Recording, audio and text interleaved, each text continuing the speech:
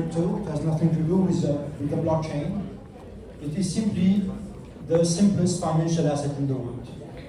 I think it's really the only financial asset in the world that you can define in just 5 words.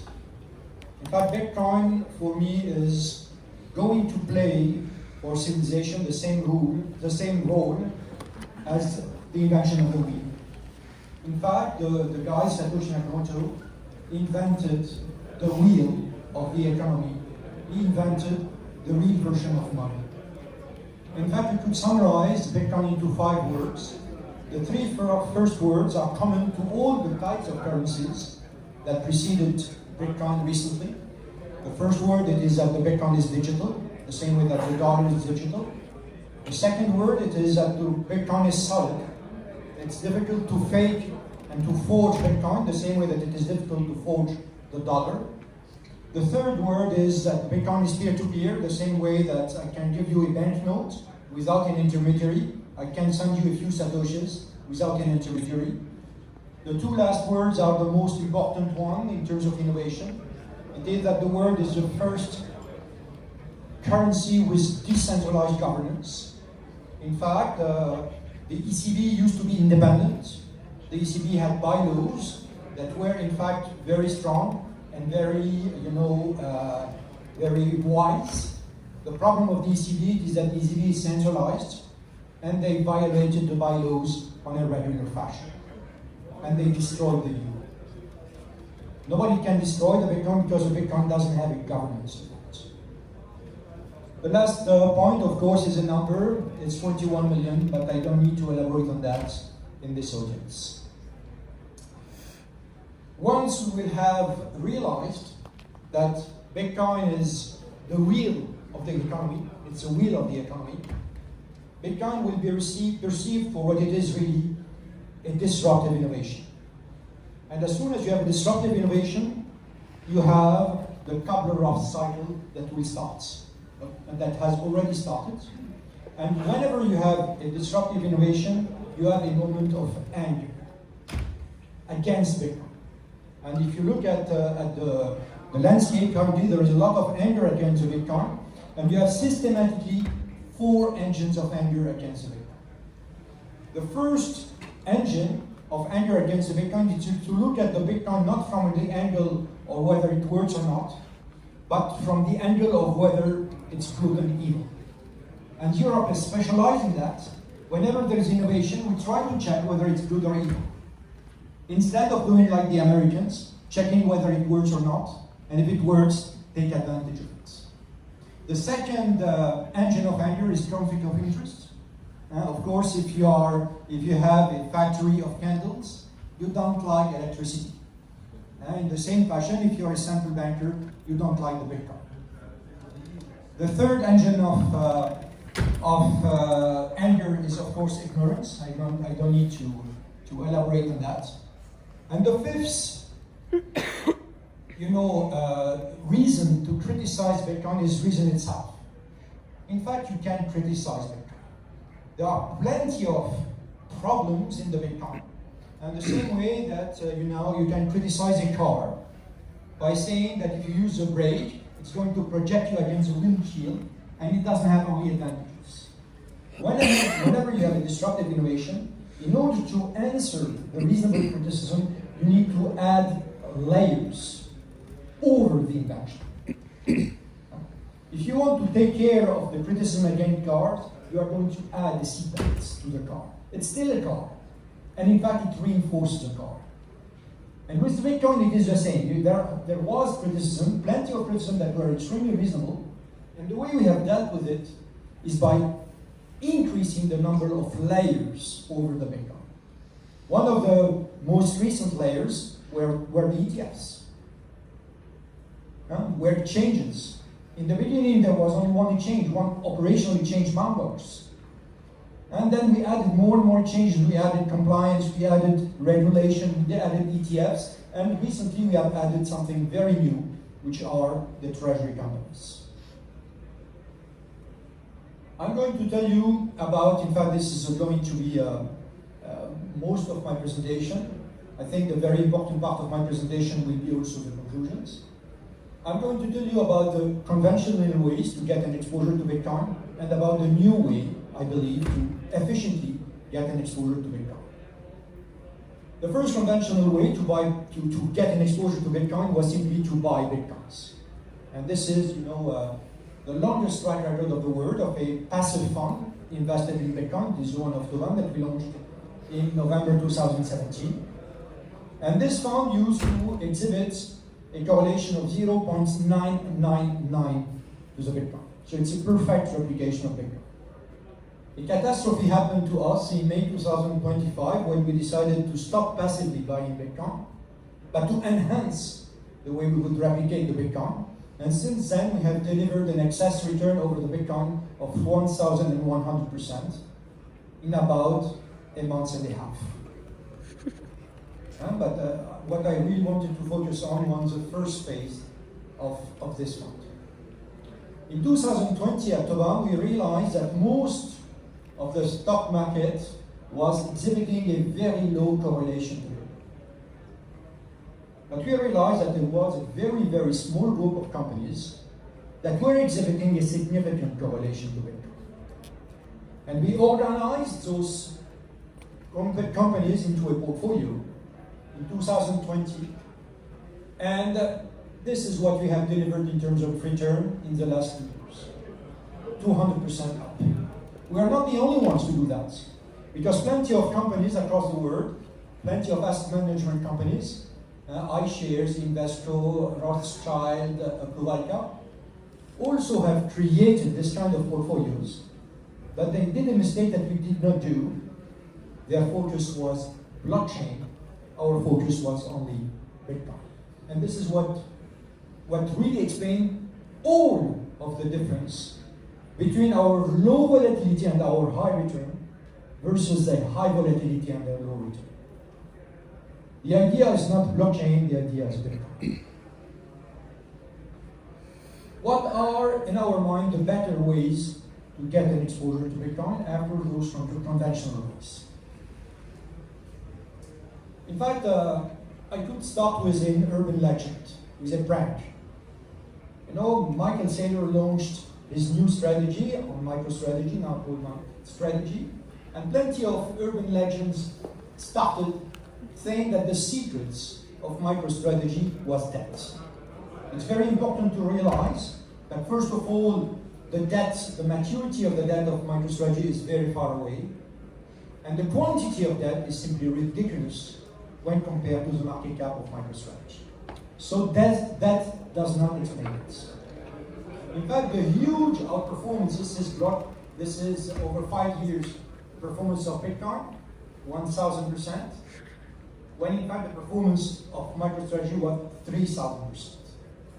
And the explanation for this huge difference is mainly a parameter that you can see on the website of MicroStrategy, which Michael Saylor has called the Bitcoin yield. In 2024, the Bitcoin yield of MicroStrategy has been 74%, and year to date, they have already accumulated 19% more Bitcoin per stock across only less than 6 months. This is the main explanation. But because we wanted to answer this prank, we decided to publish a paper that we have written, in fact, a few years ago. This paper is accessible on SSRN. It's now the most downloaded article in SSRN in the field history of finance. And it's an article that really deciphers very precisely the performance of MicroStrategy into 3 terms. One term, which is the yield, which is the Bitcoin yield. A second term, which is absolutely exponential. It's beta times the return of the Bitcoin, where beta itself increases with the Bitcoin yield. And this is an intuition we are going to look at in one of our conclusions. It gives you an idea of how much convex MicroStrategy is in terms of being an investment vehicle. It's an incredibly convex thing because it has something that cannot be negative and something which is going to increase enormously in a bullish market for Bitcoin. This formula I showed you here explains exactly the performance of MicroStrategy. So here you have the Bitcoin, 200% up, MicroStrategy, 600% up, and the 600 are exactly the sum of the three terms of the formula. And you see here that that plays absolutely no role. It has nothing to do with that. So we began in 2023 monitoring 60 companies, and we were able to discover not only MicroStrategy systematically will outperform Bitcoin, but we have discovered also that another category of Bitcoin treasury companies are going to outperform MicroStrategy. So over 2 years, this ridiculous line here on the bottom is the Bitcoin, which is up only 300%.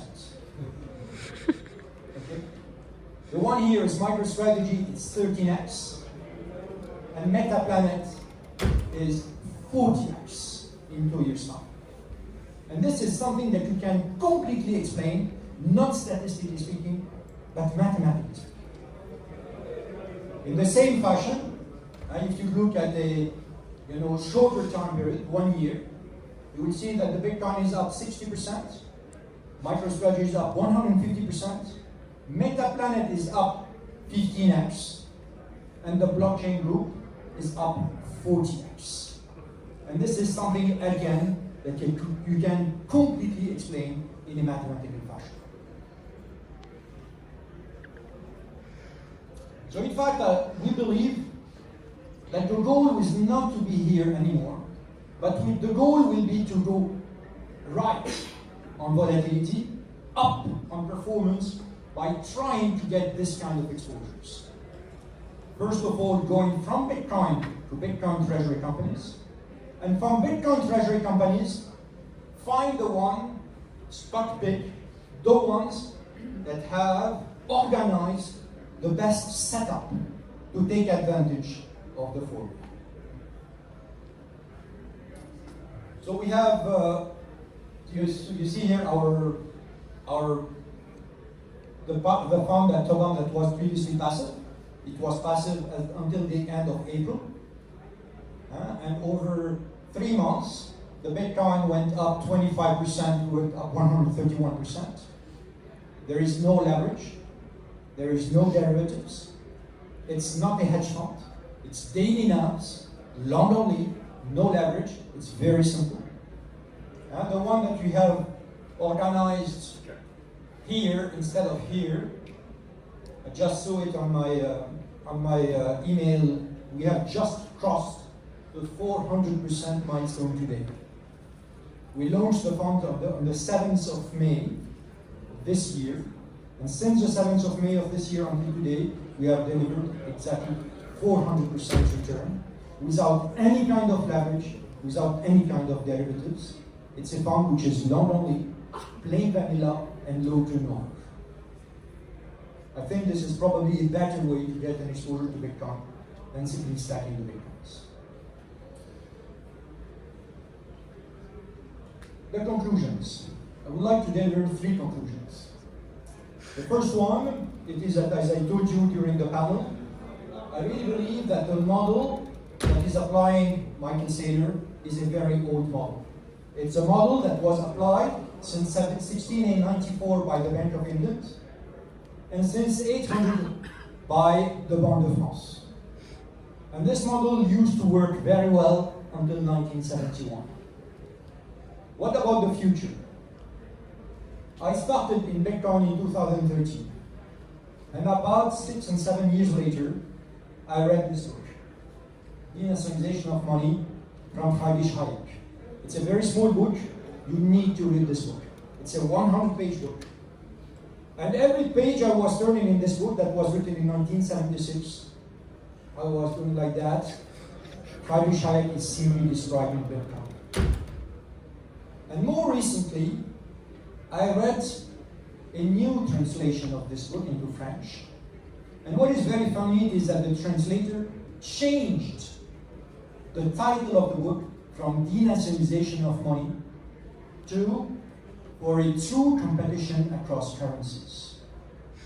And what I realized reading this book again, having now in mind what MicroStrategy has done, what Blockchain Group is doing, what MetaPlanet is doing, it is that I really believe that the future of currencies is not Bitcoin. I think those companies are going later on to compete between each other to provide tokens to the economy. The euro is a token. The pound is a token. The dollar is a token. The problem of those tokens is that there is nothing behind those tokens. And those companies that are accumulating Bitcoin, they have now real wealth, which will be behind the tokens that they are going to issue. The second conclusion I am going to show you is an intro, in fact. It's an intro to our next paper. I think this is something which is incredibly interesting. You have here the performance of Bitcoin and here the performance of MicroStrategy. But you have two periods of time. You have a period of time which is before BlackRock launched its ETF, and you will see that it was completely linear. It's before the Bitcoin yield idea. And then, since then, you have the effect of the formula. And you see that the return of MicroStrategy versus the return of Bitcoin is becoming completely convex. This is the dream of any kind of investor. You want convexity. And MicroStrategy is systematically convex. What I can show you also, but I don't have it here, it is that Bitcoin itself is convex. Which means that you have a convex function of something which is already convex. It's not possible to imagine a better investment than this kind of investment. You can see it here on a weekly basis, and you can see it here on a daily basis.